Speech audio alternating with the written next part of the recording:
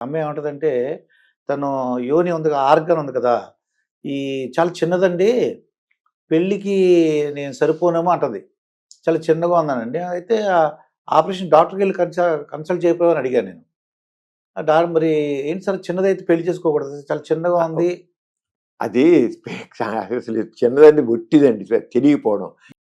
Education లేకపోవడం వల్ల అలా ఎలా ఏ ఆడపిల్లకైనా ఎలాంటి ఆడపిల్లకైనా సరే తప్పకుండా యోని పెద్దదిగానే ఉంటుంది.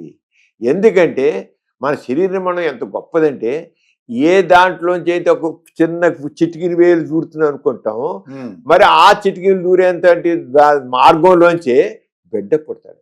వేరే ఎక్కడి నుంచి కాదు, ఆ వ్యజనాలోంచే యోని మార్గంలోంచే శిశుజన్నం జరుగుతుంది.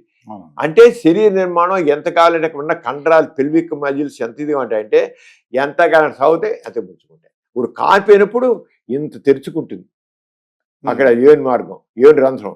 కాన్పు అయిపోగానే మళ్ళీ ఎంత అయిపోతుంది. అంటే ఎంత పవర్ఫుల్ నిర్మాణం చూడండి మన శరీరం ఎలాస్టిక్ బ్యాండ్ లాగా అనమాట. అంతే, ఎలాస్టిక్ లాగా, ఎలాస్టిక్ మెజిల్స్ లాగా అంత చక్కగా స్ట్రెచ్ అవుతాయి, ముడుచుకుంటే చాలుతాయి, అంత ఇదిగా ఉంటాయి. అంచేత ఈ తెలియక ఏమనుకుంటారు ఆడవాళ్ళు, మాకేం చాలా చిన్నది, చిటికీలు కూడా దూటలేదు, చాలా మంది పురుషాంగం అమ్మారు. కొంతమంది లేడీస్ వాళ్ళకి మామూలుగానే చూసుకుంటారు. ఒక్కోసారి వేలు పెడితే ఇంత చిన్న వెళ్ళినట్టు కూడా ఉండదు, దానికి వెలగూకుంటారు. ఒకసారి ఫస్ట్ నైట్ పురుషాంగం ఎంత పెద్దదిగా ఉండి ఇంత ఇంతలా ఉండేవాడు. ఒక్కసారి వాళ్ళ గుండె ధామ్ ఉంటుంది. చెప్తారు అసలు చూసేకల్లా మాకు అసలు అదిరిపోయిందండి, భయం వేసేసింది, నా యోని చిరిగిపోతుందని భయం వేసిందండి అంటుంటారు వాళ్ళు.